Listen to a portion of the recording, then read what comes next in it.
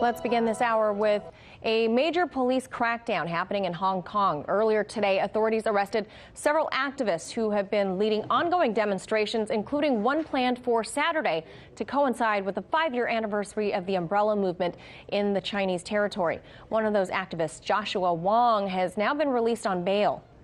We strongly experienced the political prosecution and arrest in the recent months.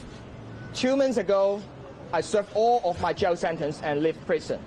Unfortunately, under chilling effects generated by Beijing and Hong Kong government, we're strongly aware that how they arrested activists, no matter act progressively or moderately, we shall not surrender.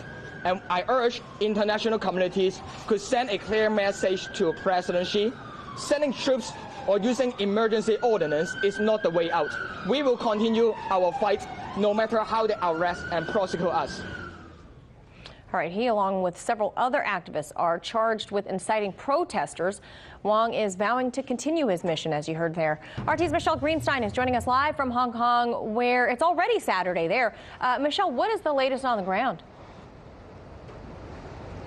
Manila, well, Friday morning, Mr. Joshua Wong was charged and arrested on 3 counts. One is participating, the second is organizing, and the third is inciting others to participate in an unauthorized assembly. Now, this assembly is both a march and a rally that was scheduled for tomorrow for your time on Saturday. Now, this is a rally that would coincide with both the end of summer, which is significant because a lot of these demonstrators are of college and high school age, and also, like you said, with the anniversary of the umbrella movement. Now, this is a march and rally that the police announced would be banned this past Thursday. I actually attended the press conference during which they explained this decision. Let's take a listen to their justification for banning this event.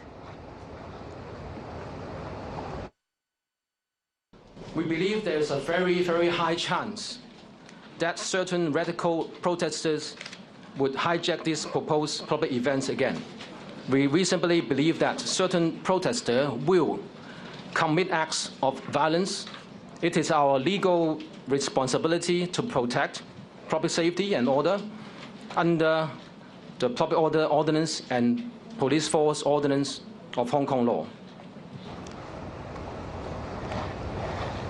Now, the Hong Kong police are heavily encouraging the public not to attend this march and rally, like they just explained, by citing violence, which includes past events such as throwing bricks at the police, sometimes beating the police, throwing petrol bombs at the police, and of course blocking lots of roads and metro stations, which of course hinders the public. Although, Manila, word on the street is that this event is still happening, according to Facebook groups and message boards, some of which the organizers use to coordinate their rallies without being censored by the Chinese government. The vice chair, just hours after Mr. Wong's arrest, gave a statement to the press during which he said that despite the Hong Kong police's attempt to arrest the quote-unquote leaders of this movement, that this is actually a leaderless movement, which seems to be an intentional decision by some of these demonstrators, since during the 2014 umbrella movement, there were very clear leaders, one of those being Mr. Joshua Wong. Now, I should mention that Joshua Wong's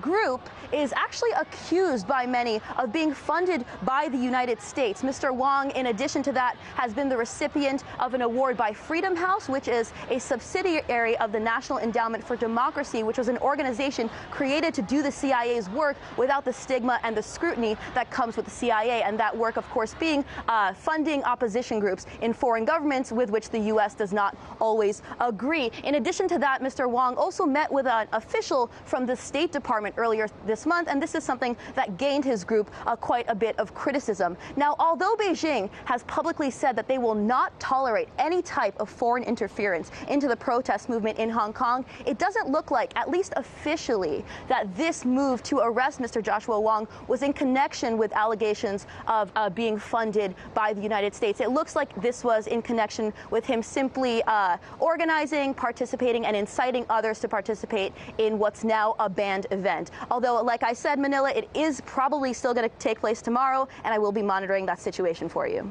Possibly a lot of arrests that day. Michele Greenstein, live for us in Hong Kong. Thank you. Hey YouTube, thanks for checking out our channel. We hope you enjoyed the video.